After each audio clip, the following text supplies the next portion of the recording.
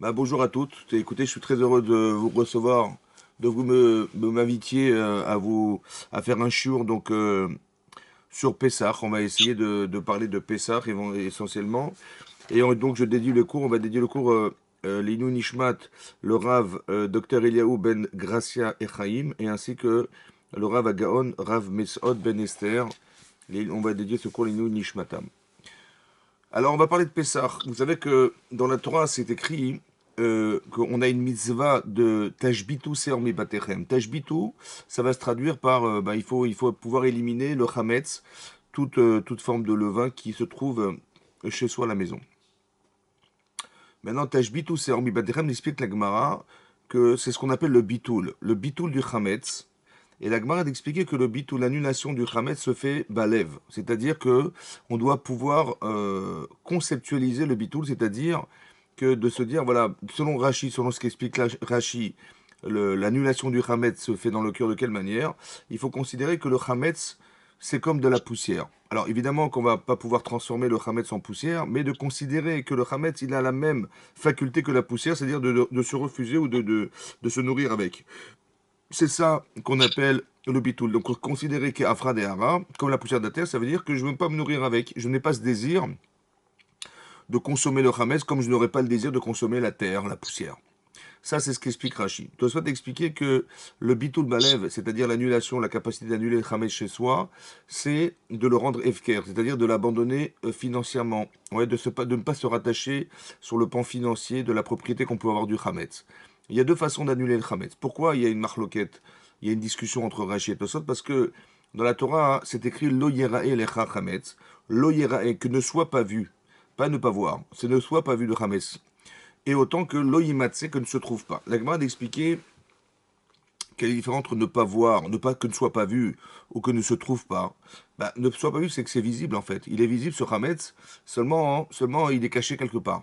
Ouais, il est caché derrière une armoire, derrière dans la poussière, entre des fissures d'un plancher, mais on pourrait le voir, mais il est en fait il est pas visible, on va dire. Alors que si on enveloppait du Hametz dans un sac en plastique et qu'on l'enterrait dans son jardin, là c'est sûr qu'on ne le verra pas. Donc il y a deux lavim, il y a deux interdictions, que ne soit pas vu de Hametz chez soi et que ne se trouve pas de Hametz, qui ne soit pas visible non plus. Il y a deux interdictions. Bizarrement, c'est vrai que c'est étonnant. Donc il y a une de ne pas posséder du Hametz, et ce qu'explique Tosfot, que le bitoul, l'annulation du Hametz, ça se fait dans la tête, c'est-à-dire soit comme Rachid de déconsidérer le Hametz, soit comme Tosfot de se déposséder du Hametz, parce que l'oyirae lecha, c'est la propriété qu'on a du Hametz, ou l'oyirae que ne soit pas vu, je ne le désire pas. Comme ça, Rashi va traduire le bitoul.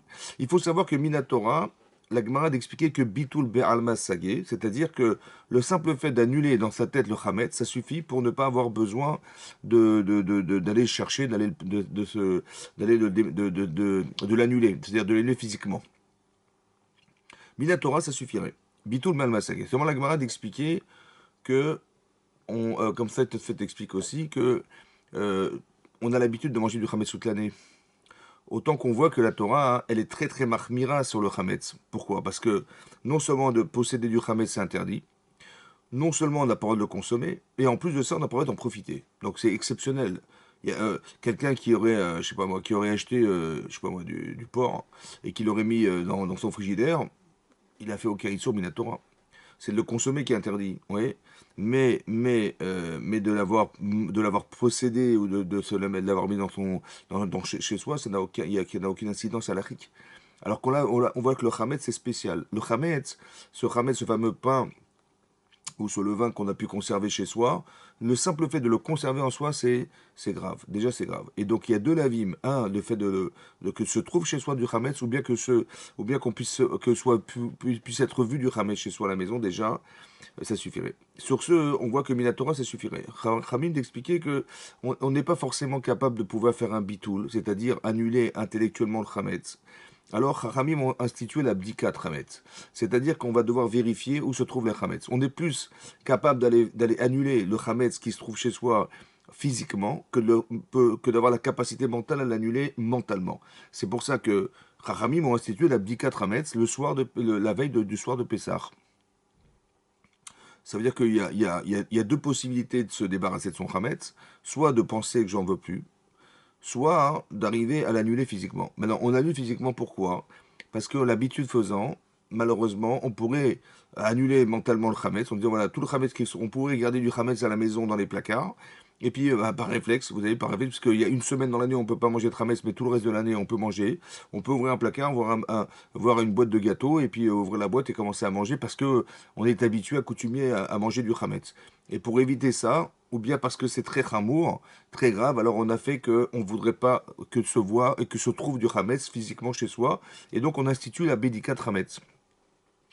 Donc, autrement dit, le fait de pouvoir nettoyer son chametz chez soi, c'est une mitzvah qui se traduit bah, midera banane, autant qu'elle peut se traduire minatora, parce qu'il y a toujours ces deux possibilités, comme s'explique Loran, soit de l'annuler mentalement, soit de s'en débarrasser physiquement, c'est-à-dire d'aller chercher le chametz et de s'en débarrasser pour ensuite le brûler le lendemain matin. Voilà, ça c'est la mitzvah de Tashbitu Servipatechem. Très important que vous sachiez que vous faites une grande mitzvah d'aller chercher le chametz, parce qu'il ne faut pas que se trouve du chametz. Après, on va essayer d'expliquer pourquoi ce Hametz en particulier, pourquoi il faut absolument s'en débarrasser, pourquoi cette mitzvah-là, elle incombe d'Afka à Pessah. Voilà, on va essayer d'expliquer pour tout ça. Maintenant, on va s'interroger. Vous savez que toute l'année, on peut manger du pain.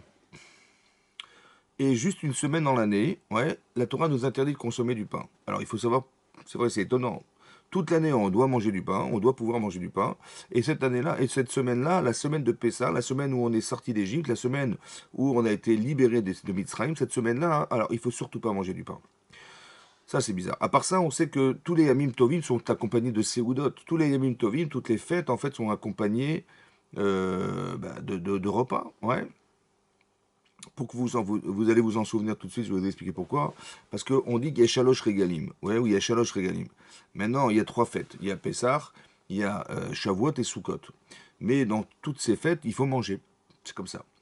Mais c'est marqué dans la Torah, Vesamarta Bechagecha. Donc tu te réjouiras pendant ces fêtes-là. On doit se réjouir, il y a une simcha. À part ça, on doit pouvoir manger, oui. Et on doit pouvoir délecter des plats de Pessah et de Shavuot et Sukkot. Et puis on voit la régularité de ces fêtes-là. Pourquoi je vous dis ça? Parce que régel, ça va vous rappeler rigoler. Ouais, il faut rigoler. C'est ça le régel. C'est ça la simcha. Il faut aussi se régaler. Vous vous rappellerez? Il faut se régaler à Pessah, le régel, et il faut aussi savoir que c'est régulier. Le régel, c'est régulier toutes les années. On va répéter, voilà, Pessah, Shavuot, Sukkot, c'est régulier, ça ne change pas. Donc le régel, ça va vous rappeler la régularité, ça va vous rappeler qu'il faut se régaler, il faut vous rappeler qu'il faut rigoler aussi. Ça fait partie de la simcha de Yom Tov. Mais cette fête-là, en vérité, bizarrement, dans les autres Yamim Tovim, on doit absolument manger du pain, on doit faire une Seouda, faire Motzi Lechem Minaretz, il y a une mise de Birkat Amazon. On sait que l'essentiel de nos repas sont composés de pain. Et tout à coup, à Pessah, c'est strictement interdit de consommer du pain. Si vous faites, je sais pas moi, des bons gâteaux pendant Shabbat et que vous les proposez au dessert, eh ben on fait une mitzvah. Certains poskim pensent que c'est même la Torah parce que avec Karata la Shabbat Oneg, on doit se délecter du Shabbat. Donc de faire je sais pas, de manger des gâteaux pendant Shabbat, c'est une mitzvah. Ouais, pendant Shabbat. Et ça devient une avéra pendant Pessah. Pourquoi Pessah c'est tellement grave? Pourquoi le Chametz est interdit? Qu'est-ce qui se passe de particulier pendant cette fête de Pessah pour que on ait autant d'interdictions? La Torah nous dit aussi que quelqu'un qui consommerait du Chametz à Pessah, il est Chayav Karet. C'est-à-dire que Vénécheto Nefashot Aosot, toutes les Nefashot, toutes les personnes qui consommeraient du Chametz à Pessah, Chayav Karet, très grave. Karet, ça veut dire qu'on est retranché du monde futur. D'avoir mangé du gâteau pendant Pessah, c'est retranché du monde futur. Dur à comprendre. Comment ça se fait que la personne est retranchée du monde futur? Qu'est-ce qu'il y a de particulier dans le Chametz? On va dire que comme si que d'avoir mangé du Hametz à Pessah, c'était aussi grave que d'avoir transgressé Kippour. Voilà, en gros, c'est pareil. Comment ça se fait que d'avoir consommé du Hametz à Pessah, c'est aussi grave que d'avoir mangé pendant le jeûne de Kippour, le jour où on est mis de Kaper de nos Averot?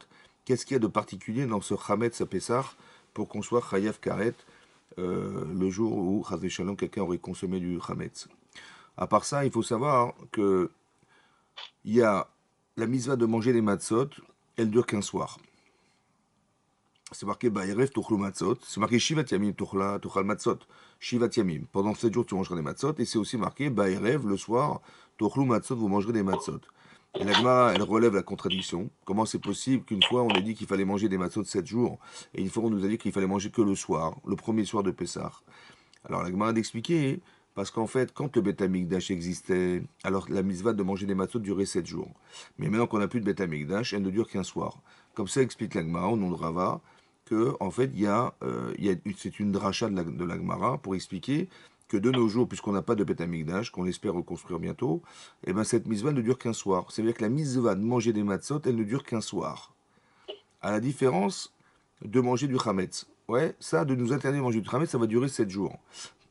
Au départ, j'avais pensé qu'on mange des matzot parce qu'on ne peut pas manger du chametz. Alors, on va remplacer la matzah, on va remplacer le pain par de la matzah. Eh ben, c'est pas vrai. Vous voyez qu'on n'a pas d'obligation plus qu'un soir de manger des matzot, à la différence du chametz, où là, on a un issour de consommer du chametz. Oui, on a l'obligation de manger des matzot un soir, mais on a l'interdiction de consommer du chametz 7 jours. Pourquoi cette différence? Pourquoi on n'a pas fait en sorte qu'on va remplacer effectivement le chametz par de la matzah? Ah, une chose à comprendre aussi, c'est de savoir que c'est marqué qu'on mange des matzot en souvenir de la sortie d'Égypte. Et ça, il faut comprendre aussi. Qu'est-ce que ça veut dire faire des mitzvot en souvenir? Comme si qu'on pouvait subordonner une mitzvah à une raison.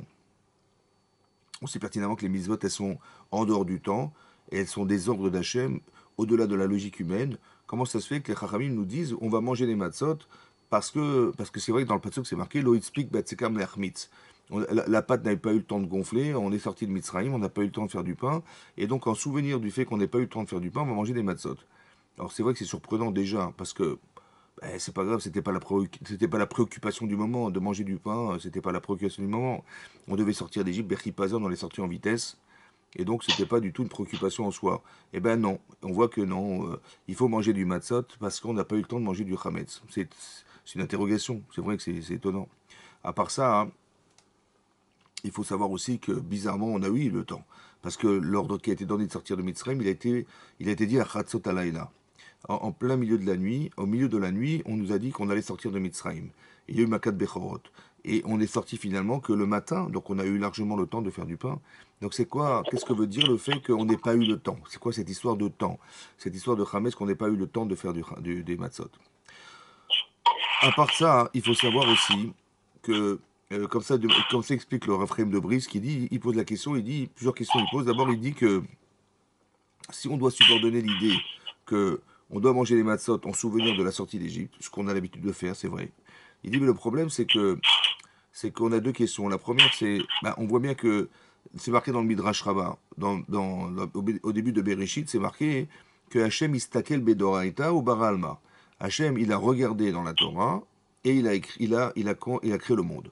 Donc, c'est-à-dire que le monde a été créé à partir de la Torah.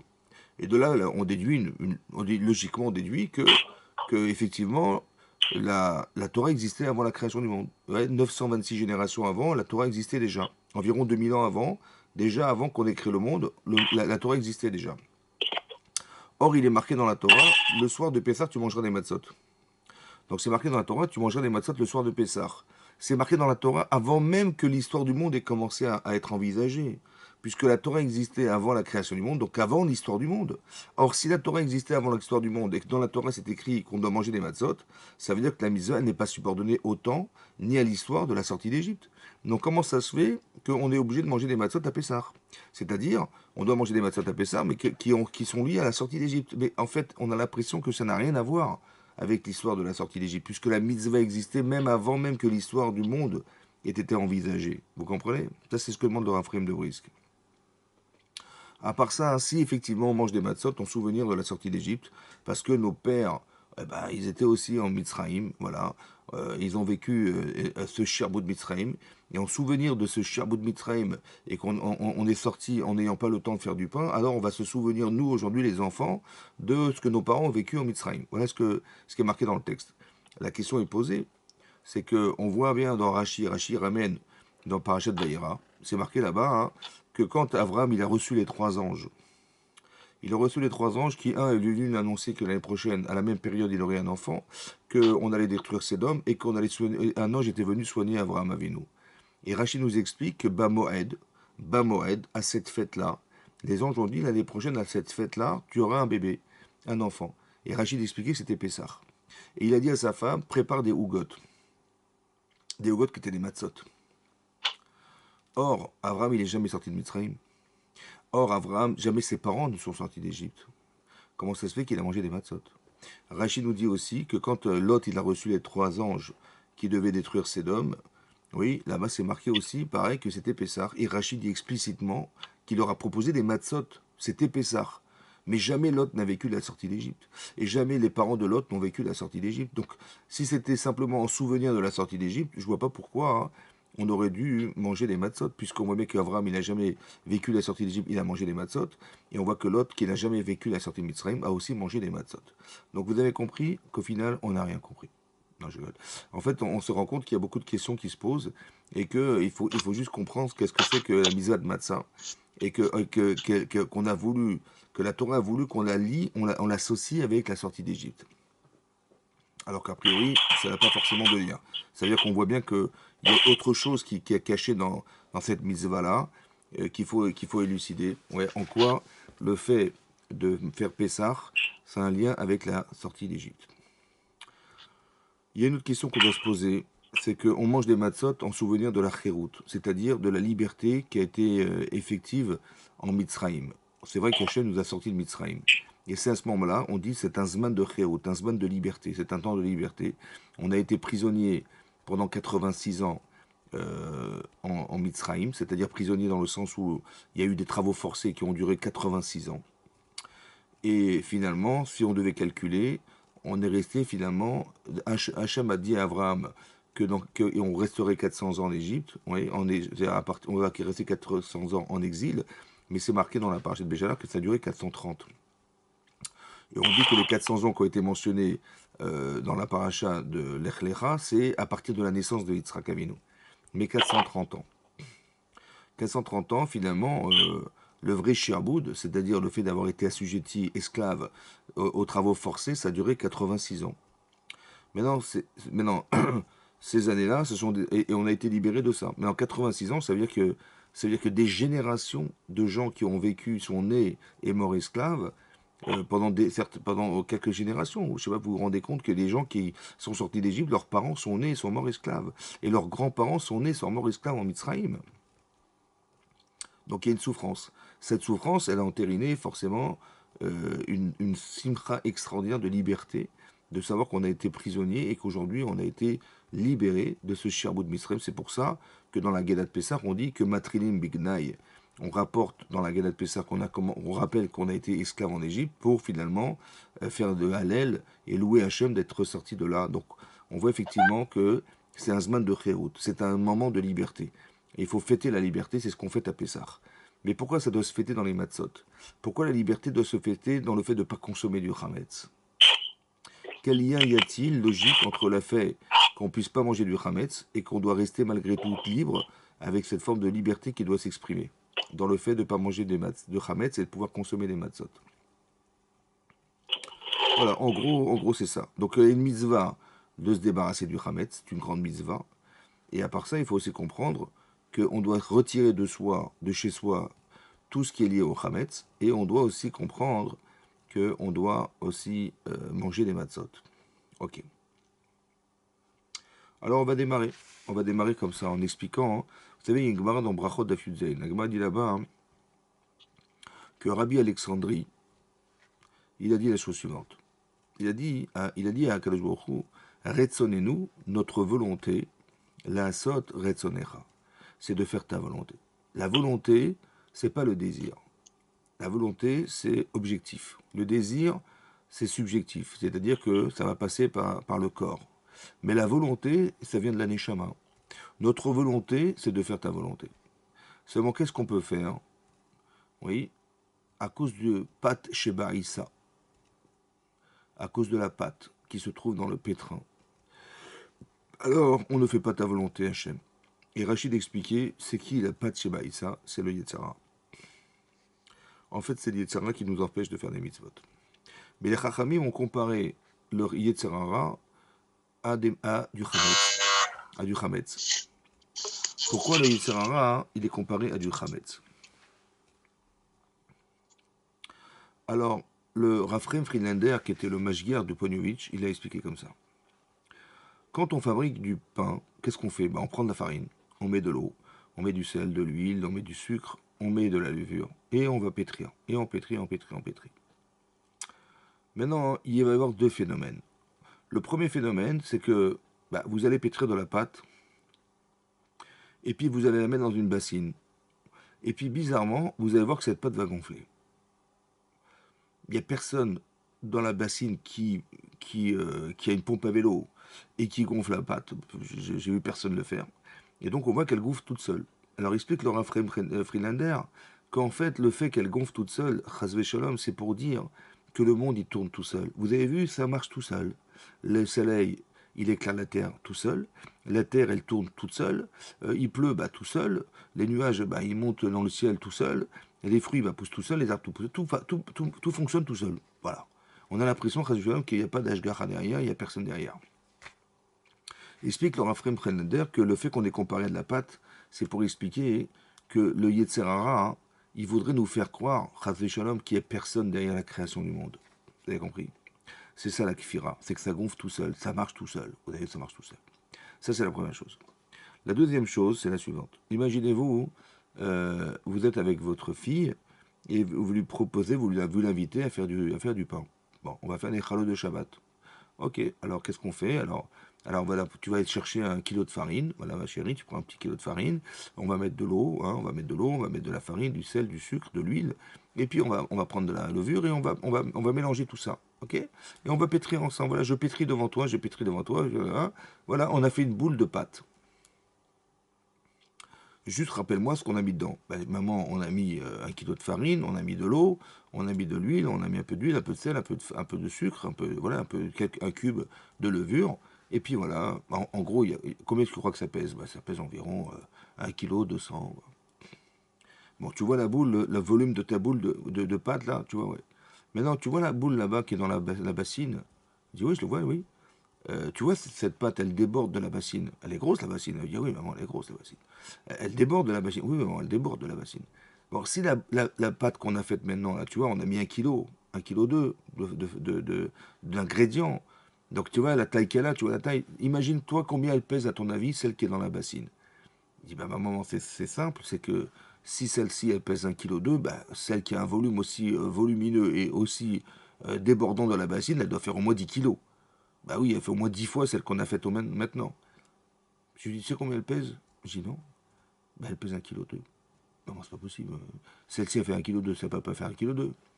Explique leur Raphaël Friedlander que le corps du Yetzer Hara, c'est de nous faire croire. De nous faire croire. Ça veut dire que on va vous faire croire que ce que vous voyez, c'est ce que on voudrait vous faire croire, et pas forcément la réalité. Le corps du Yetzer Hara, c'est de nous faire croire. C'est-à-dire, un exemple. Vous avez vu que Moshe Rabbeinu, il a tardé à descendre du Har Sinaï. Il est monté le 6 Sivan, il a dit dans 40 jours je redescends. En fait, on n'a pas compris ce qu'il a dit, parce qu'il avait dit, vous allez calculer 40 jours et 40 nuits à l'heure où je suis parti. C'est ce qu'il a voulu dire en fait. Mais les gens ont compris, dès le lever du jour, on comptera 40 jours. Ou dès le coucher du soleil. Et qu'est-ce qui s'est passé? En fait, Boshesh Moshe Laredet. Il a tardé à descendre. Et on l'attendait, il n'est toujours pas descendu. Et là, on a commencé à paniquer parce qu'il aurait dû descendre déjà il y a 1 heure, il y a 2 heures, il y a 3 heures, il y a 4 heures, il y a 5 heures, il y a 6 heures. Boshesh, Bachesh. Ça fait 6 heures qu'on l'attend. Et là, on a dit, c'est pas possible. Et s'il n'est pas là, c'est qu'il est forcément mort. Ils ont pensé qu'il était mort. Mais alors, évidemment que quand on donne des rendez-vous à des gens et qu'ils ne sont pas à l'heure, on ne dit pas, s'ils ne sont pas venus, c'est qu'ils sont morts. Non, on ne dit pas ça. Mais comment ça se fait qu'ils ont cru unanimement qu'il était mort? C'est simple, c'est que quand on tient aux gens, on pense toujours au pire. Ouais, quand on tient à ses enfants, on tient à son mari, à sa femme, elle est en retard, ils sont en retard les enfants, ils rentrent tard de l'école, on dit mais qu'est-ce qui s'est passé? On est au bout d'un quart d'heure, on panique, au bout d'une demi-heure encore pire, et 3 quarts d'heure, on a imaginé qu'ils ont été kidnappés, voilà. Pourquoi? Parce qu'il y a une peur interne, il y a une peur inconsciente. La peur inconsciente, elle se révèle parce qu'on aime les gens qui sont proches de soi. Et donc on a surtout peur du danger que pourrait occasionner le fait de leur retard. Et donc, qu'est-ce qui se passe en fait? On a eu cru qu'il était mort. Rachid expliquait, le Satan, il leur a fait croire qu'il était mort. C'est le Satan qui leur a montré le linceul de Moshe Rabbeinu qui flottait dans l'air. Pourquoi c'est le Satan qui leur a montré? Parce qu'il nous a fait croire. Ça veut dire qu'on apprend un yesod, un principe de base, que lorsque les choses sont sûres, il n'y a pas de problème. Mais lorsqu'elles sont à interprétation, il faut interpréter une situation. Faites très attention que c'est bien vous qui pensez et pas votre Yetzirara qui vous fait croire. Vous avez compris ce qui se passe ici? Parce qu'il n'est jamais mort, cher Rabbeinu. Seulement que c'était logique. C'était logique qu'il était forcément, il avait échoué dans sa mission, puisque il n'y a aucune raison qui justifie le fait que Moshe ne descende pas du Har Sinaï. Il n'y a aucune raison qui fait qu'un tzaddik comme un Moshe Rabbeinu, il ne donne pas la Torah. C'est impossible pour qui que ce soit dans le monde de pouvoir monter sur le mont Sinaï. Donc on est suspendu à cet homme qui s'appelle Moshe Rabbeinu, qui est monté sur le mont Sinaï et qui lui seul peut descendre la Torah sur la terre. Vous avez compris? Et là, le problème, c'est qu'on dépend de lui. Et le problème, c'est qu'on ne peut pas se passer de lui. Alors, qu'est-ce qui se passe? On tient tellement à Moshe, on tient tellement à la Torah, que s'il n'est pas descendu, c'est que forcément, il s'est passé quelque chose, il a échoué. Et la panique faisant, on a fait le veau d'or. Mais vous avez vu que le Yetzirah, il nous a fait croire. Il nous a fait croire. Ça veut dire qu'en fait, qu'est-ce que fait le Yetzirah? Il utilise quelque chose qui n'est pas forcément conscient chez nous. Là, dans l'exemple que je vous donne, il n'est pas forcément conscient. C'est-à-dire qu'il y a des peurs intérieures qui ne sont pas en fait révélées, parce qu'on n'y pense pas, vous comprenez. Mais en fait, au fond de nous-mêmes, cette peur existe. Et on ne l'a pas solutionnée. On ne s'est pas posé la question au départ de savoir, est-ce que, voilà, Moshe est monté là, on est le 7 Sivan, il vient de monter sur le mont Sinaï. Bon, moi je vous pose la question à vous. Bon, s'il ne redescend pas, on fait quoi? Attendez, qu'est-ce que vous imaginez le pire, n'importe quoi, mais il va redescendre comme il nous a sortis d'Égypte, comme il a ouvert la mer Rouge, comme il va réussir évidemment. Je dis, moi, il n'y a pas de problème. Le problème, il est le suivant, c'est que si je ne donne pas de réponse à la question, on fait le veau d'or. Ça veut dire, il y a quelques situations dans la vie qui sont déstabilisantes, comme la parnassa, ça peut être déstabilisant, les enfants, ça peut être déstabilisant, la femme et le mari, ça peut être déstabilisant, les parents, ça peut être déstabilisant. Il y a certaines situations qui sont troublantes et qui sont déstabilisantes. Donc si je n'ai pas un peu réfléchi avant que les choses arrivent, dans ces cas particuliers, pas dans tous les cas de ma vie évidemment, mais dans quelques cas particuliers qui sont déstabilisants, j'ai pas de réponse, je fais le veau d'or, direct. C'est-à-dire je vais paniquer, je vais faire n'importe quoi. Et donc il faut que je te trouve des réponses. Maintenant, il faut avoir le courage de poser la question. Et pourquoi je vous dis ça? Parce que en fait, si on ne se la pose pas, lui, ça arrive à nous la poser. Comme ici, c'est pareil. Donc, en fait, au fond, on a peur. On a peur que Moshe ne descende pas. Mais on ne veut pas y penser, vous comprenez? Qu'est-ce que fait l'Yetzer? Il va aller chercher. Il va aller chercher. Il va créer une situation qui va aller puiser en nous la peur. Cette peur, en vérité, que Moshe ait disparu. Et là, c'est là qu'on va faire le vaudor. Vous avez compris? Par contre, si on s'était dit, bah écoutez, il est monté, et s'il descend pas, on fait quoi? Bah, je dis, bah, je sais pas, écoutez, on va réfléchir, qu'est-ce qu'on peut faire? Moshe est irremplaçable. Bah, même si on proposait à Aaron à Cohen, on n'est pas sûr qu'il réussirait à faire ce que Moshe a réussi à faire. On ne sait pas. Donc on n'a même pas proposé. Pour dire que c'était pas Aaron non plus. Alors vous savez ce qu'on va faire? Je dis, maintenant je sais pas. Bah écoutez, bah, si Chazvé Shalom, Moshe ne redescend pas, bah Hachem il pourvoira. C'est lui qui décidera qui sera le nouveau Moshien chez l'Israël. Le Melech Israël, c'est lui qui décidera. Vous êtes convaincu? Vous êtes convaincu? Ok. Si on avait réfléchi, on avait trouvé cette solution, est-ce qu'on aurait fait le vaudor? Bah non. Ça veut dire qu'il faut trouver des solutions au Yetzer. C'est pareil, si j'avais su que la pâte, elle était pleine d'air, j'aurais même pas imaginé une seconde, d'accord, qu'elle pèse 10 kilos. J'aurais dit, elle pèse 1,2 kg. Vous avez vu qu'on doit savoir, on doit apprendre, on doit savoir pour solutionner les troubles que peuvent nous proposer les Yetzirah. D'accord? Soit il va nous faire croire, Réseau Shalom, il y a des gens qui sont athées, complètement coffrères, parce que ça les intéresse, mais c'est les Yetzirah qui leur a fait croire. Parce que quand tu réfléchis 2 secondes et que tu vois que le monde est intelligent, la structure du monde est intelligente, les lois naturelles sont intelligentes, extrêmement intelligentes, l'être humain, il est fabriqué de façon intelligente, il existe de façon intelligente, c'est pas possible que ce soit intelligent et que ça n'a pas été pensé. Et si ça a été pensé, c'est qu'il y a un penseur. Comment j'ai pas envie d'y penser? Parce que j'ai pas envie d'être subordonné à qui que ce soit dans ma vie, et donc la personne, elle va renier l'existence d'Hachem. Mais en vérité, au fond, si honnêtement tu creuses un peu, tu vois que c'est pas possible. C'est trop intelligent. C'est trop intelligent. C'est pas d'une explosion qu'on peut faire une chose aussi intelligente que la création du monde. C'est impossible. Il y a trop de paramètres, trop de paramètres. Ouais, imaginez-vous les trous qu'on a dans la peau et les pores. Qui c'est qui a fait les trous? Je sais pas, moi. Les yeux, c'est une chorma extraordinaire. Le cerveau, comment ça fonctionne? On n'est même pas capable de formuler un cerveau, de reformuler un cerveau, de refaire un cerveau. C'est impossible. On a essayé de l'intelligence artificielle, mais on n'arrive pas au niveau d'un cerveau, l'émotion, On n'arrive pas. Donc, vous voyez que c'est très, très, très intelligent. Or, si c'est très intelligent, je ne vois pas comment d'une explosion, du bombe, du Big Bang, on ait pu créer aussi des choses aussi formidables et intelligentes que ça. Vous avez compris? Donc, on voit bien que c'est pas logique. Seulement, on ne veut pas y penser. Les gens ne veulent pas y penser. Ils n'ont pas envie ils ont pas envie d'y croire parce que ça les dérange. Et donc, c'est le désir qui n'est pas présent. C'est ça. Donc, il y a du Hametz. Vous avez compris? C'est ça le Hametz. Il y a quelque chose qui s'appelle le Hametz, qu'on a défini comme étant le Yetzirara.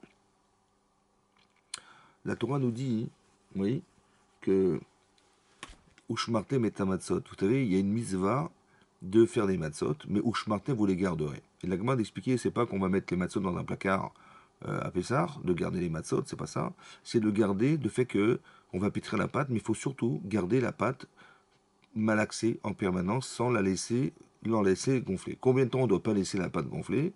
Rachamim d'expliquer 18 minutes. Ça veut dire que vous avez une matzah que vous malaxez, vous la pétrissez. Si vous vous arrêtez pendant 18 minutes, cette matzah devient du chametz. C'est la même pâte, seulement le fait qu'elle est gonflée pendant 18 minutes avec une interruption de 18 minutes de pétrissage, ça suffit pour qu'elle devienne du chametz. Elle était de la matzah, elle devient. Alors, au shmarté metamatzot, il faut garder les matzot.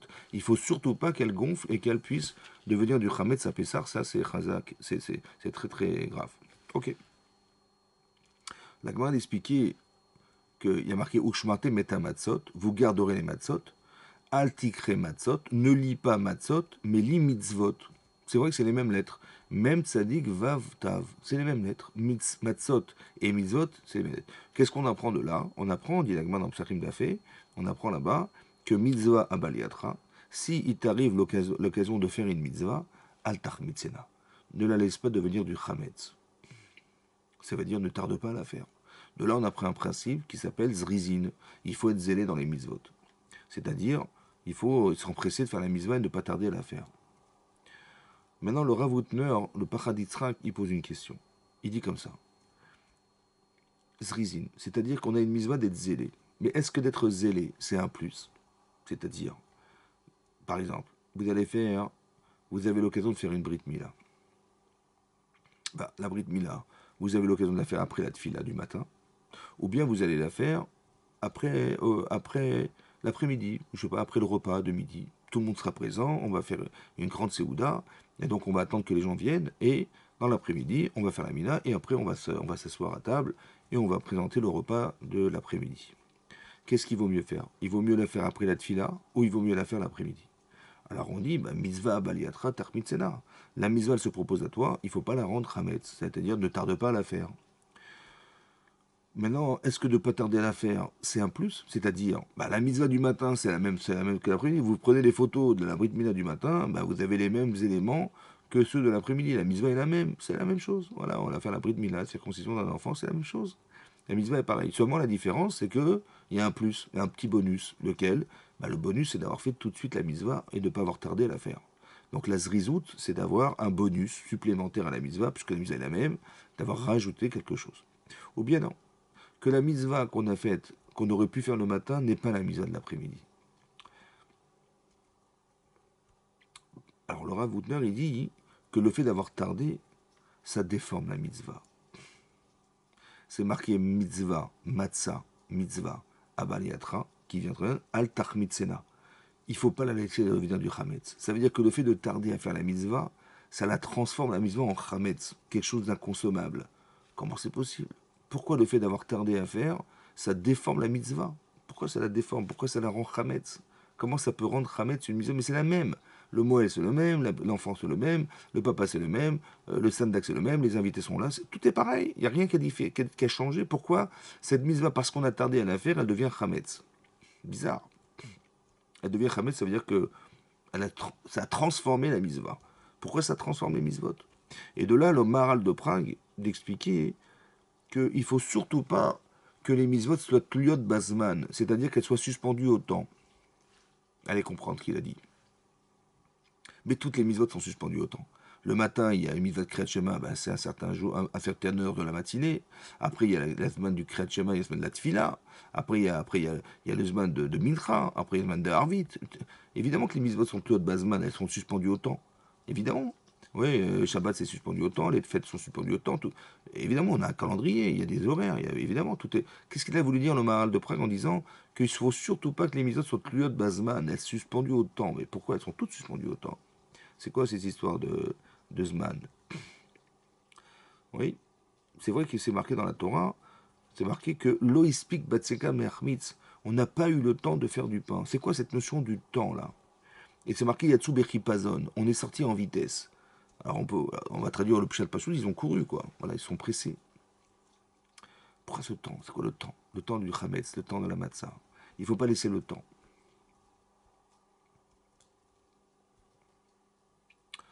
Qu'est-ce que ça veut dire? En fait, on se rend compte qu'Avram, il a fait les mitzvot. Il a fait la mitzvot de Matzah. Et effectivement, c'est marqué dans les Chazal que la Matzah représente la chéroute, la liberté. Qu'est-ce que c'est que d'être libre? Oui, le Raphaël de Brisk, il dit que dans la Gadat Pessar, c'est marqué là-bas, hein, que,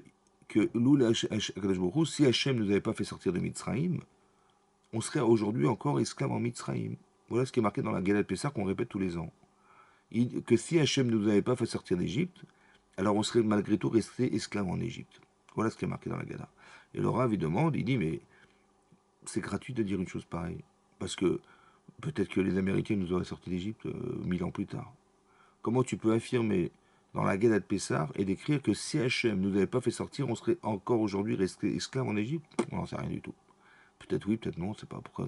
D'où tu peux affirmer une chose pareille? Peut-être qu'on aurait été libéré un jour, même 2000 ans plus tard. On aurait été libéré de l'esclavage de Mitzrayim, peut-être. D'où tu peux imaginer une chose pareille. Alors le Raphaël de Brice explique en disant comme ça. Effectivement, c'est vrai qu'on aurait été libéré peut-être physiquement.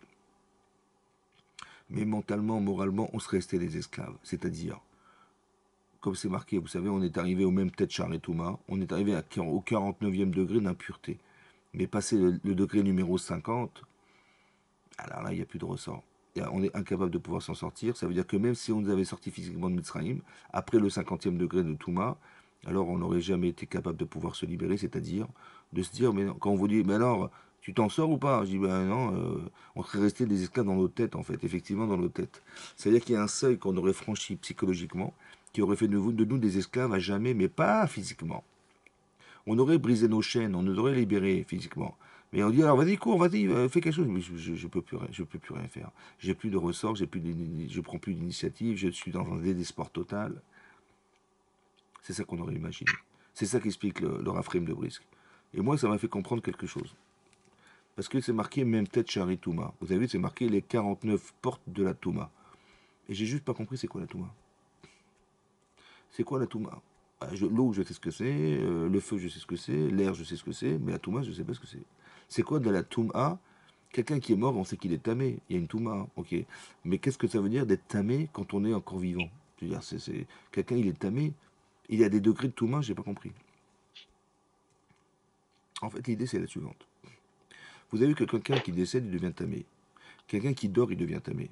Quelqu'un qui faute devient tamé. C'est marqué là-bas dans le Midrash Rabbah que, que quand Hachem a dit à Abraham, à Moshe Rabbeinu d'aller voir à Paro pour lui proposer de nous sortir de Mitzrayim, là-bas c'est marqué que Paro a refusé. Il a refusé. Il a dit ah tamé tamé tatzmecha. Tu te rends impur en refusant. Anim mosif lecha tumatra. Je vais te rajouter de l'impureté sur la tienne. C'est quoi cette impureté qu'il a ajoutée à Hachem? En fait, il est provocateur, Hachem, en lui disant à Moshe Rabbeinu, va voir Paro.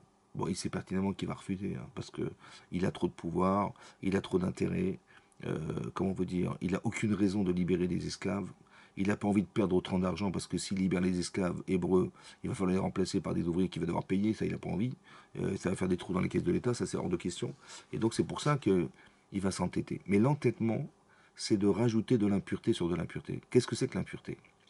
L'impureté, c'est l'inconscience. L'impureté, c'est l'indifférence. La Touma, c'est l'indifférence. C'est-à-dire que quand on lui dit, mais quand même, ce sont des gens qui devraient être libres, pourquoi tu les as gardés esclaves en Mitzrayim? Il dit, mais attendez, je n'ai pas compris, vous avez le temps de réfléchir, je vais vous rajouter du travail. Je dis, mais attendez, je n'ai pas compris. En vérité, il ne souffre pas de ce qu'il provoque. C'est comme un mort. Vous le pincez, il bouge pas. Vous lui dites, mais quand même, vous allez quand même pas mettre des enfants dans les pyramides pour remplacer les briques. Il dit, mais pourquoi pas? Il est complètement inconscient. Ça veut dire que vous le pincez de toutes vos forces en lui disant, mais tu vas quand même pas mettre des enfants dans les pyramides ou dans les bâtisses que tu fabriques. S'il manque des pierres, il dit, mais attendez, pourquoi pas? C'est-à-dire qu'il est complètement indifférent à la souffrance des autres. Il est comme mort. C'est ça la Touma. Vous avez compris? La Touma dont on parle, c'est l'inconscience ou l'indifférence qui fait que il a d'autres intérêts. Il est très conscient des intérêts qu'il a de rendre esclaves les Hébreux, mais complètement indifférent et inconscient de la gravité que ça provoque. Dans la Torah, ça s'appelle la Touma, ça. La Touma, c'est quoi? C'est l'expression de ce qui ne vit pas. L'incapacité de réactivité des gens. C'est ça la Touma dans la Torah. C'est provoqué par la faute, évidemment, mais c'est-à-dire que plus la personne s'entête, et plus elle rajoute une couche de Touma, c'est-à-dire d'incapacité de réactivité à la situation. Insouciant, vous avez compris, l'insouciance, l'indifférence, l'inconscience. C'est ça la Touma. On est arrivé aux mêmes têtes. Ça veut dire que un désespoir, mais terrible, de pouvoir sortir de Mitzrayim. On ne se voyait pas partir de Mitzrayim. Ou bien si on était libéré, de toute façon, on aurait été esclave à vie dans nos têtes. Vous dites, mais prends l'initiative, fais quelque chose de ta vie. Je dis, non, non, mais c'est bon, on est des esclaves, on restera des esclaves. On est arrivé à un seuil extrêmement profond de l'esclavage, c'est-à-dire de l'incapacité de pouvoir se prendre en main, d'être responsable de sa vie. C'est ça la Touma. Maintenant, Hachem est marqué là-bas qu'on serait resté à ce niveau-là. Ça veut dire qu'on aurait été des avadim, en fait, dans nos têtes. On aurait été des esclaves. Comme on peut être esclave du Yetzirah, c'est-à-dire qu'en fait, on a des désirs qu'on n'a pas solutionnés. On a des addictions. On a, comment dire, on a fait des avérotes. Et ces avérotes, elles ont entraîné des avérotes. Et ça a encore rajouté une couche au désir. Au point où des fois, hein, c'est tellement fort et puissant, comme c'est marqué dans l'Agma, dans Kiddushin d'Af Lamed, là-bas, ou d'Af Mem aussi, Ravuna, il a dit la chose suivante. Quelqu'un qui est méchané Avera Achat, quelqu'un qui répète une Avera, une fois, deux fois, trois fois, n'a un sitlo qui est éther. Elle lui devient permise. Comment une Avera, qui était Asura, elle lui devient permise? Ça veut dire qu'au début, il dit ah, Shalom, alors, bien sûr, évidemment. Bon, il a transgressé une fois. Après, il dit bon, Shalom. Après deux fois. Il dit bon, quand même, c'est pas évident. Trois fois, quatre fois, cinq fois. Après, je comprends pas, mais c'est quoi? Pourquoi ça devrait être remboursé par la sécurité sociale? C'est pas possible. C'est tellement intéressant, c'est tellement évidemment, c'est logique. C'est tellement plaisant, ça devrait être permis. C'est pas possible. Dans son cerveau, c'est devenu permis. Ça veut dire que le désir étant tellement fort, son cerveau, il ne peut pas lui permettre de lui interdire cette chose-là. Elle est trop intéressante pour lui. Il a tellement joui de la vera que son cerveau, il ne peut pas l'empêcher de la faire. Vous comprenez? Son cerveau lui dira, mais bien sûr, c'est permis, vas-y, tu as toutes les permissions possibles et imaginables. Parce que de lui interdire, c'est une souffrance. Alors que de lui permettre, ça lui permet de pouvoir se réaliser dans cette avéra-là. La force d'influence qu'a l'avéra sur soi, c'est d'empêcher la capacité de liberté qu'on a de choisir. Ça, c'est du Hamed, ça. Vous avez compris? Ça veut dire que quand je vous ai dit dans le cours qu'il faut se débarrasser du Hametz, ça veut dire qu'il faut, évidemment, c'est un symbole qui devient une mitzvah, mais on peut comprendre dans les mitzvot qu'il y a quelque chose de mental et moral derrière. C'est de se dire que il faut absolument que je me débarrasse du Hametz. Alors qu'est-ce que je vais faire? Je vais faire la bika. Je vais vérifier les horaires à la lumière de la bougie. Et je vais regarder partout dans les moindres interstices, etc., où est-ce que je trouve le Hametz. Vous savez pourquoi c'est comme ça? Parce qu'en fait, le Hametz, il se trouve en nous. Parce que cette défaillance, en fait, elles sont présentes chez nous. Et c'est de ça que se nourrit le Yetzirah pour nous faire croire des choses. Vous avez compris? Et la capacité à être lucide, c'est pas facile. Par exemple, je vous donne un exemple. Avraham Avinu, il va faire la Kedat Yitzhak. Maintenant, il a fait une mitzvah tellement énorme que par ce mérite-là, on a eu Rosh Hashanah. Bon, je ne vais pas vous expliquer comment ça marche, mais comme ça, c'est marqué dans les Chazal. Que grâce au fait qu'il ait fait la Kedat Yitzhak, ouais, il est capable de dire non à son Yetzirah de façon catégorique. Catégorique. Parce que de sacrifier son fils, c'est sacrifier toute sa vie, en fait. Et ça, c'était énorme. Et donc, il a accepté de faire le sacrifice de son enfant, c'est-à-dire d'accepter la volonté d'Hachem au détriment de son désir personnel. Et, et donc, il descend du Har et qu'est-ce qu'il apprend? Il apprend qu'il vient de perdre sa femme. Pourquoi? Bah, parce qu'il a fait la Kenat Israq. Et elle n'a pas supporté, et elle est morte de crise cardiaque en apprenant que son mari allait tuer son enfant. Mais non, il y a marqué là-bas, il a pleuré sa femme, Vaïspod les Sarah, il a fait l'horizon funèbre de Sarah, Veliv Kota, et il l'a pleuré. Mais là-bas, dans le Torah, dans le Sefer Torah, c'est marqué Veliv Kota avec un petit kaf. Il n'y a pas la lettre, tout à coup, le kaf, il est tout petit. Et là-bas, Chachamim expliquait pourquoi dans la Torah, c'est marqué Veliv Kota, il l'a pleuré avec un petit kaf. Un petit kaf. Oui, et pas une lettre normale. Pour dire qu'il a pleuré sa femme, mais il n'a pas regretté ce qu'il a fait. Maintenant, comment c'est possible? Parce que c'est quoi la logique? C'est de dire, bah, c'est parce qu'il a fait la Kedat Israq qu'elle est morte. Mashmak, s'il n'avait pas fait la Kedat Israq, elle serait encore restée vivante. Et donc, Sarah lui dit, tu vois, c'est de ta faute. Tu vois? Et c'est logique. D'un côté, c'est parce qu'il a fait la Kedah qu'elle est morte. Et de l'autre côté, s'il n'avait pas fait la Kedah, bah, elle serait vivante. Et donc, il va regretter. Ça veut dire qu'on apprend ici, comme ça explique le Stapler, que quand on fait une misva, c'est déjà difficile de la faire. Et quand on a vraiment atteint quelque chose dans la misva, alors Yitzhara, il va essayer de nous faire, de nous convaincre qu'on a eu tort de la faire, c'est-à-dire de la faire regretter. Et celui qui est Toé la Rishonot, quelqu'un qui regrette la misva, ben, il perd le salaire de misva. C'est-à-dire, il perd quoi en fait il perd la raison d'être de la misva. C'est-à-dire que quand on fait une misva, on devient quelqu'un. Si on regrette la misva, c'est qu'on regrette d'avoir été cette personne. C'est ça qui nous fait perdre le salaire. Vous comprenez ce que je veux dire? Maintenant, il n'est pas tombé dans le panneau. Pourquoi? Comment il a raisonné? À la lumière de la Torah, écoutez-moi bien. La Torah, c'est une Torah de Tavline. Alors il explique, le Rav Eliyahu Lopian, il dit comme ça. La logique, c'est de dire, bah, c'est parce qu'il a fait la Akedat Israq qu'elle est morte, et s'il ne l'avait pas faite, elle serait vivante. Ceci, elle n'avait pas faite, elle serait vivante, c'est faux. Un, parce que c'est pas possible qu'il ait fait une misva, que sa femme elle soit morte de la misva qu'il a faite. C'est pas logique. Il a fait une misva, pourquoi elle va mourir? D'une misva, on meurt? Non. Donc c'est pas logique. À part ça, il faut savoir que de toute façon, elle devait partir.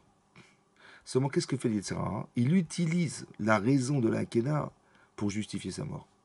Elle aurait pu mourir en glissant sur une peau de banane, en n'importe quelle raison, il y a d'une maladie, n'importe quoi. Vous avez compris? De toute façon, elle devait partir. Seulement, qu'est-ce que fait l'Yetzirah? Il va utiliser la mort de Sarah pour faire regretter à Avram ce qu'il a fait. Parce qu'il n'y a que ça qui peut faire regretter la misva. Donc, le raisonnement que de dire c'est parce qu'il a fait la Kedah qu'elle est morte, mais s'il ne l'avait pas faite, elle serait vivante. Ceci, elle n'avait pas fait vivante, c'est faux. C'est pour ça qu'il est resté lucide. Tu voudrais me faire regretter quelque chose, mais c'est pas logique. Elle ne peut pas mourir parce que j'ai fait une misva. Et d'un autre côté, j'ai très bien compris que c'était dans l'objectif de me faire regretter la misva, et je ne tombe pas dans le panneau. Vous avez compris ou pas? C'est que le Yetzerara, il veut nous faire croire des choses. Mais c'est vrai que ça paraît logique, mais c'est faux. Vous avez compris ce que je veux dire? Et le Yetzerara des Tzadikim, c'est pas le Yetzerara des Gretchen. Le Yetzerara des Tzadikim, c'est d'utiliser la force de la personne contre elle-même. De lui faire croire. Par exemple, vous avez vu que Myriam, elle apprend de Tzipora que Moshe Rabbeinu s'est séparé d'elle. Et elle lui dit, mais comment ça se fait que ton mari s'est séparé de toi? Il dit, bah quand on est prophète, on se sépare de sa femme. Voilà. Il dit, comment ça? Mais on est tous les deux. Mon frère Aaron, il est prophète, moi aussi je suis prophète. On est des Névi'im. Et pourtant, Hachem ne t'a jamais demandé de me séparer de mon mari. Autant que Aaron, j'ai interrogé, il m'a dit, jamais de ta femme. Et donc qu'est-ce qui se passe? Elle va essayer d'intervenir pour pouvoir sauver le couple de son frère, à Moshe Rabbeinu. Il faut qu'il y ait absolument que... Et donc elle a fait du lachonara, malheureusement. Quel était le problème? Le problème est le suivant. Elle a constaté que son frère il s'est séparé de sa femme. Vous savez comme qui, en fait, il s'est séparé de sa femme? Comme son père, il s'est séparé de sa femme. Parce que quand Amram, qui était le Gadolador, il a su que Paro avait décrété que les garçons cananéens allaient mourir, il a dit, mais c'est pas possible qu'on puisse rester en couple. Parce que si sa femme est tombée enceinte, ça va être de la faute de qui? Ça va être de la faute d'Amram, qui a décidé d'avoir des enfants. Et comment il va lui-même supporter que sa femme, elle puisse avoir dans le doute un garçon, et que le garçon on le jetterait au Nil? C'est pas possible. Donc il faut absolument qu'on se sépare de sa femme. Et donc qu'est-ce qu'il a décidé? Il a décidé de se séparer de sa femme. Et tout le monde a suivi, puisqu'il était Gadolador, et tout le monde a suivi. Maintenant, Myriam, elle vient voir son père. Elle dit, tu sais, papa, je crois que tu fais une erreur. Il dit, pourquoi? Il dit, parce que Paro, il a décrété de tuer les garçons, mais pas les filles. Or, en te privant d'avoir des enfants, tu te prives d'avoir des filles. Et si même Paro il a décidé que les garçons mourraient dans le Nil, mais ils vont au Gan Eden après. Or toi, en ne te privant d'avoir des enfants, tu prives le garçon qui pourrait naître d'aller au Gan Eden. Tu fais pire que Paro. Et la Gemara a expliqué qu'il a embrassé sa fille, il a réépousé sa femme, et de ce nouveau mariage est né Moshe Rabbeinu. Ça veut dire qu'elle, elle a réconcilié ses parents, et que quand elle voit Moshe Rabbeinu, elle se dit, tu sais ça, c'est grâce à moi. Si on a reçu la Torah, c'est grâce à moi. Si on est sorti de Misraïm, c'est grâce à moi. Si, c'est une fierté personnelle qui est engagée. Elle a sauvé le couple de son père. Et grâce à ça, ils ont eu Moshe Rabbeinu. Il dit, mais mon frère, il fait la même erreur que mon père. Évidemment qu'elle va avoir envie de sauver son frère, comme elle a eu l'opportunité de sauver son père. Vous avez compris ou pas? Mais ça, c'est l'Yitzhara des tzadikim, ça. Il va utiliser l'Yitzhara de la mitzvah. C'est pour ça qu'Hachem va lui dire Madoua lo yeritem les daber. Pourquoi vous n'avez pas eu peur de dire? Si tu avais été contente de dire, mais ce que tu n'as pas eu peur de dire, c'est quoi d'avoir peur de dire? C'est de dire, mais tu vois, mec, mon cher Rabbeinu, il n'est pas comme toi. PAP à Naberbo. Si encore vous étiez égal avec mon cher Rabbeinu, alors j'aurais compris. Tu dis, mais moi, je suis Névia, mon frère, il est aussi Navi, au même niveau. Je comprends pas pourquoi il se serait séparé de sa femme. Seulement, vous n'êtes pas au même niveau. Donc tu pouvais imaginer, ah, peut-être que mon frère, il est spécial, et peut-être qu'Hachem lui a demandé de se séparer de sa femme pour des raisons particulières qui ne sont pas les miennes. Ça, c'est une chose. À part ça, hein, ça, c'est de façon cohérente. Après, c'est une logique. Laquelle? Il a dit, vous avez parlé, Mado Leitam Leber Be Avdi Be Moshe.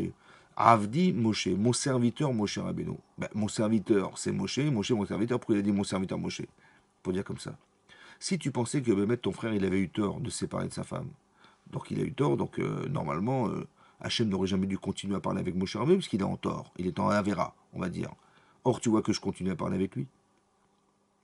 Donc ça veut dire que, au lieu de dire, bah, tiens, c'est bizarre, mon frère est en faute, et Hachem continue à penser, quoi. Hachem n'est pas au courant. Bien sûr qu'il est au courant. Or, ça aurait dû te remettre en cause en te disant, peut-être je me suis trompé. C'est peut-être moi qui me suis trompé. Vous avez compris? Et pourquoi tu n'as pas eu peur de dire et de parler alors que tu savais pertinemment que ce que tu avais voulu dire de ton frère, en fait, de Moshe Rabbeinu, mais ça remettait en cause Hachem Bichlal, puisque tu penses que ton frère est en tort. Donc, et Hachem, il continue à parler. Donc, même Hachem, il s'est trompé en parlant à Moshe Rabbeinu, c'est pas possible. Donc, tu aurais dû logiquement penser que tu t'étais toi trompé, et pas qu'il s'était lui trompé. Vous avez compris comment ça marche? Ça, c'est l'Yitzhara des tzadikim, ça. De lui faire croire que par l'enthousiasme de faire une mitzvah, en fait, on va faire une avéra. Vous avez compris ce que je veux dire? Ça, c'est les tzadikim, ça. C'est pour ça qu'il faut avoir peur, la hirat shamaim, d'avoir peur de ça. Mais ce que je suis en train de vous expliquer, c'est le chametz, en fait. Ça veut dire qu'il y a du chametz. Vous avez compris? Dans chacun d'entre nous, il y a du chametz. Il faut essayer de faire la bikat chametz, les oraner, à la lumière de la Torah. On étudie la Torah pour avoir des réponses. Vous avez compris? Il faut comprendre quelles sont les kochot de chaque personne, quelles sont les forces, les faiblesses, qu'est-ce qu'on est capable de faire de soi, etc. Et de savoir que c'est pas mon corps qui décide, c'est moi qui décide. On dit que, la Gemara dans Brachot a dit là-bas, que Tzadikim, Yetzer Tov Shoftan, c'est le Yetzer Tov qui juge, et pas le Yetzer Hara. Alors que les Rishaim, c'est leur Yetzer Hara qui juge pour eux, qui décide pour eux. Nous, on doit, vous savez, c'est comme un cavalier sur un cheval sauvage. C'est le cavalier qui domine son cheval, et c'est pas le cheval qui domine son cavalier. C'est pas lui qui va décider pour vous. Et donc pour ça, il faut faire une bikat hametz.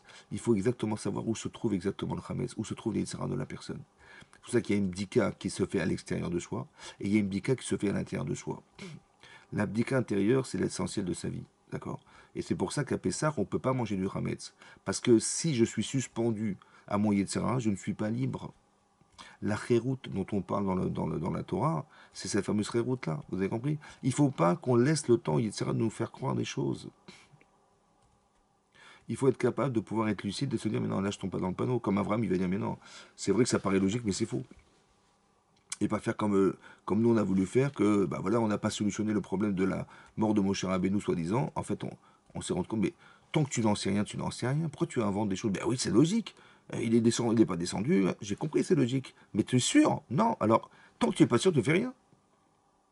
Tant que tu n'es pas sûr, ne fais rien. Tu ne prends pas l'initiative de faire des choses sans savoir. Ah, la panique faisant, ça veut dire que tu ne contrôles pas ta personne. C'est ça l'Yitzhara, vous comprenez? On est happé par quelque chose sans avoir le contrôler. Donc ça veut dire qu'on n'est pas libre au faux. Ça veut dire qu'on est subordonné à des sentiments, à des émotions, à des situations qui nous font glisser dans des erreurs. Et c'est pour ça qu'on doit être lucide. La Torah, c'est une Torah de Tavlin, c'est un remède au Yetzer. Barati Yetzerara, Barati lo Torah de Tavlin, dit la Torah. La Gemara dit comme ça dans Kiddushin. Donc ça veut dire qu'on doit étudier la Torah, bien comprendre de quoi on est fait, et comprendre à travers l'étude de la Torah, des personnages de la Torah, comment Abraham s'en est sorti, comment Moshe Rabbeinu s'en est sorti, comment Myriam s'en est sortie, comment Sarah s'en est sortie, etc. Toutes ces situations-là, qui sont des situations extrêmes dans la Torah, mais qui nous permettent de comprendre des mécanismes. Et c'est comme ça qu'on arrive à se libérer du Yetzirah, en se comprenant fondamentalement. Ça veut dire que, ça veut dire que pour conclure, parce qu'il est il est déjà tard, pour vous expliquer, il y a deux formes de liberté. Il y a ce qu'on appelle la liberté de choix, c'est-à-dire, bah, il faut être libre de choisir. C'est-à-dire, je ne sais pas, qu'est-ce que je vais faire, ben, j'ai la liberté de choisir. Mais en vérité, au fond, peut-être la liberté, c'est de ne plus avoir le choix. C'est-à-dire que quand on a le choix, on peut tomber dans le panneau. La liberté, c'est d'arriver à un moment donné dans sa vie, on n'a plus le choix. C'est-à-dire, quelqu'un qui a fait une avéra, ouais, il s'est trompé de chemin. Il s'est trompé, il a fait une avéra. Donc il a eu le choix, soit de faire une misva, soit de faire une avéra, soit de se refuser à faire l'avéra ou de faire l'avéra. Il a choisi, il a fait l'avéra. Maintenant, j'ai dit, bon, j'ai compris, on est arrivé à Kippour, j'ai regretté, j'ai fait teshuva, et je me suis dit, non, c'est bon, c'est fini, je veux plus ressembler à ça, je veux plus être cette personne, je veux plus être cette femme, je veux plus me retrouver dans cette situation-là, ok. Ben, j'ai compris, mais donc tu te prives de la liberté de choix d'être cette personne. J'ai dit oui. Donc ça veut dire que tu vois bien que ta liberté, en vérité, maintenant que tu es libre, ça veut dire que tu n'es plus subordonné à ce désir. Tu as décidé d'arrêter, en fait, de pouvoir faire ce choix d'être libre de choisir. Non, je ne veux plus être cette personne. Ça veut dire que j'ai deux chemins devant moi. Si je me suis trompé, j'ai pris le chemin du désert, alors que je voulais prendre le chemin de la ville, et je me suis trompé, je ne savais pas où j'allais. Je saurai dorénavant que ce chemin, c'est un chemin que je ne peux plus emprunter. C'est le chemin du désert. Mais non, au début j'avais la liberté de choix. Mais non, je n'ai plus le choix parce que je ne veux pas me retrouver dans le désert. Je ne veux plus faire cette avéra. Donc la liberté, c'est de plus avoir le choix. De plus avoir le choix de se tromper, vous comprenez? D'éliminer des éléments qui vont permettre d'être libre. C'est ça la liberté, vous comprenez? C'est ça la liberté. C'est pour ça qu'il y a une liberté qui se comprend physiquement. Il fallait qu'on passe par Mitzrayim pour comprendre il fallait passer par un Sherbout Mitzrayim pour arriver à comprendre qu'on peut se sortir de ce Sherbout physiquement. Pour ça qu'on est Matril Bignaï. Vous avez vu, quand on fête le 14 juillet, bah, effectivement, la France vivait dans une monarchie, ouais, à l'époque de Louis XIV, de Louis XVI, et que voilà, il y avait Marie-Antoinette, etc. Et puis messieurs, dames, ils avaient des serviteurs, des domestiques. Elle avait 3000 domestiques, Marie-Antoinette. Et puis les gens vivaient à Paris, il y avait une prison à la Bastille, et les gens qui étaient contre le gouvernement, bah, contre pardon, la royauté de l'époque, eh ben, on les a enfermés en prison. À la fin, ils se sont révolutionnés. La Révolution française. Et donc, qu'est-ce qui s'est passé? Ils ont détruit la Bastille, ils ont banni la monarchie, la royauté de l'époque, et ils ont créé la Constitution, etc. Ils ont séparé le clergé de l'État, et voilà ce qu'ils ont fait. Ouais, mais qu'est-ce qu'on fait aujourd'hui? On fête le 14 juillet. Mais qu'est-ce qu'on fait? On fait les feux d'artifice. Mais c'est bizarre parce que nous, on ne nous fait pas les feux d'artifice. Nous, qu'est-ce qu'on fait, nous? On dit, vous savez, on était des esclaves en Israël, on va manger des matzot, comme ils ont mangé des matzot, on va manger du maror, on va manger de la charoset, et on va parler de Sirbut de Mitzrayim, et comment c'était dur, et nanana, et voilà. Et après, on va finir, finalement, on est sorti d'Égypte. Pourquoi, en vérité, on est matril bignaï? Pourquoi nous rappeler une souffrance? Pour nous faire dire, finalement, qu'on est libre. Mais non, fais les feux d'artifice de la liberté. Voilà, c'est beaucoup plus simple. Parle de la liberté, parle du plaisir d'avoir été libéré. Pourquoi tu parles de... Vous savez pourquoi on parle de ça? Parce que la liberté, ça ne se ressent pas si ça n'a jamais été privé de liberté. C'est parce que tu as été privé de liberté que tu sens que, maintenant que tu es libre, tu sens que c'est ça qui t'a manqué. Mais si tu parles de liberté sans avoir la conscience de ce qui te manque, tu pourras jamais comprendre ce que veut dire être libre. C'est pour ça que les Chachamim ont bien compris qu'il fallait se mettre dans l'esprit qu'on était des esclaves. Maintenant que tu te vois un esclave en Mitzrayim, tu casses des pierres, tu fabriques des villes, et on passe des nuits. Mais Côte Serroir, à Vodakasha, c'était compliqué, c'était très dur. Tu vois, tu te ressens dans cet état-là. Oui, ben maintenant, on t'a cassé les chaînes. Ah, je respire, je peux m'exprimer, je peux décider de faire de faire de ma vie. Ouais, tu peux, aujourd'hui tu peux. Mais tu le ressens consciemment parce que tu as été privé de liberté. Ça, c'est physique. Maintenant que tu as compris physique, alors on peut t'expliquer mental. C'est-à-dire que tu vas comprendre qu'il y a une autre prison, qui s'appelle la prison du cerveau, la prison des désirs, la prison de ton cœur, la prison de plein de choses. Il y a plein de choses que tu voudrais faire, mais tu peux pas. T'as pas le courage, t'as pas envie, t'as pas machin. Ce sont des prisons, c'est ton Yitzhara. Alors quand tu as compris que tu as été soulagé d'avoir été physiquement libre, alors tu peux peut-être aussi comprendre que tu vas te soulager de te libérer mentalement aussi un jour. Et c'est ça qu'a fait Abraham. Il n'a pas eu besoin, Abraham Avinu, de passer par le Shibud Mitzrayim. Il n'a pas eu besoin. Ni l'autre n'a besoin de ça. Il a compris le sens de la liberté sans être obligé de passer par être privé un jour de sa propre liberté. C'est pour ça que Abraham, il n'a pas fait, il a mangé des matzot. Parce qu'il ne faut pas que tu aies le temps de laisser ton chametz gonfler. Il ne faut pas que tu laisses le temps au Yetzirah de te faire croire des choses. Il faut que tu sois lucide. Il faut que tu puisses répondre à ça. C'est pour ça que la mitzvah de matzah, elle dure qu'un soir. Parce que c'est tellement compliqué d'être lucide qu'Hachem il dit ne pas manger du chametz, ne pas rentrer dans les tzara, tu sauras. Mais au moins une fois dans ta vie, une fois dans l'année, tu peux penser que tu es capable de ne pas être tombé dans le piège du Yetzirah. Ça, tu essayes de faire. Mange des matzot. Ne laisse pas le temps gonfler. Ça veut dire que si tu hésites, c'est que ton Yetzirah t'en a empêché. Je vous donne un exemple très simple, hein. Imaginez, vous êtes à la fenêtre, ouais, de votre appartement et vous voyez en bas, à la porte de l'immeuble, vous avez une valise, d'accord, qui est entrouverte et vous voyez des billets de banque qui dépassent. Et vous voyez la valise, vu les billets de banque, il y a au moins 2, 3, 4 millions d'euros dans la valise. D'accord. Maintenant, il y a des gens qui passent et ils sont un peu loin. Et vous avez sûrement le temps de descendre les escaliers en courant et de récupérer la valise. D'accord. Et cette valise sera à vous. Il n'y a pas de simani, mais rien du tout. Vous descendez ou pas? Vous dites, bon, on repassera demain. Si tu tardes, c'est que t'es fou. C'est, tu vas perdre 3-4 millions d'euros, mais ils sont en bas de chez toi. Bitzva baliatra termitzena, ne laisse pas gonfler. Tu laisses gonfler, c'est que t'as pas conscience de la valeur de ce que tu fais. C'est pareil. Si tu dis, mais on fait la bride ce matin ou pas? Mais si t'es vraiment conscient de la mitzvah, mais tu devrais courir la faire. Si tu tardes, c'est que tu l'as rendu Hametz, c'est-à-dire que ton Yetzirah, il t'a dit, c'est pas grave, on la fera cet après-midi. Mais tu n'as pas la conscience de la mitzvah alors, puisque tu tardes à la faire. C'est le Hametz, c'est ça le Yetzirah. Mitzvah benetra altermitzena, c'est pas que les photos sont les mêmes, la mitzvah c'est la même. C'est bon, c'est le désir qui est pas le même. Si tu n'as pas eu le désir de faire la mitzvah tout de suite, c'est que forcément ton Yetzirah, il t'a trouvé des arguments pour faire que c'est pas grave, on la fera cet après-midi. Mais non, si tu as vraiment envie, les millions d'euros qui sont en bas de chez toi, tu vas pas tarder à descendre en descendant les marches 4 par 4 pour essayer de récupérer la vis. Le premier. Le premier. Vous avez compris? Mais non. Donc c'est-à-dire que si tu tardes, c'est que tu n'as pas compris que ça avait beaucoup de valeur. C'est ça le rempart Hametz. Ne fais pas suspendre la mitzvah autant. Le Maharal de Prague, c'est d'expliquer que ta véritable liberté, c'est d'avoir conscience de la valeur des choses. Et si tu l'as pas, c'est que tu es subordonné à quelqu'un qui s'appelle Yetzirah qui te fait croire que c'est pas grave. C'est pas pour toi, c'est trop fatigant, etc., etc. Vous avez compris. Ta Neshama te dit, mais vas-y, cours. Et ton corps, il dit, bon, attends, ça va. Attends, il faut encore faire le ménage, il faut encore faire des choses, il faut encore vérifier. Mais non, c'est pas comme ça. C'est pour ça qu'il faut faire attention aussi au Yitzhara de faire croire qu'on doit faire une bdika trametz, comment vous dire, on doit se tuer au travail. Vous savez, la bdika, de vérifier la maison, c'est d'enlever le trametz. Après, nous, qu'est-ce qu'on fait? On fait le ménage de printemps, et on arrive, on est exténué le soir de Pessah, et on arrive là pour peu que ça passe, alors qu'une femme, elle a tous les kriyuvim. Vous avez des kriyuvim de manger des matzot, d'écouter la Gazette Pessah, de raconter la sortie d'Égypte. Ce sont des mitzvot minatora, tout ça, c'est minatora, tout ça. Et donc ces mitzvot et la Torah, il faut les faire. Or on est complètement fatigué, exténué, et je pense qu'il ne faut pas tomber dans le panneau du Yetzara de dire oui oui on va tout nettoyer, on va reprendre la maison, on va tout et on se tue à la tâche en fait qui ne correspond pas du tout au Hametz, mais à la poussière oui, mais au Hametz non. Et donc on est bien clair toutes que il faut faire attention de ne pas tomber dans ce panneau et que les mitzvot il ne faut pas les rater sous prétexte qu'on veut nettoyer la maison.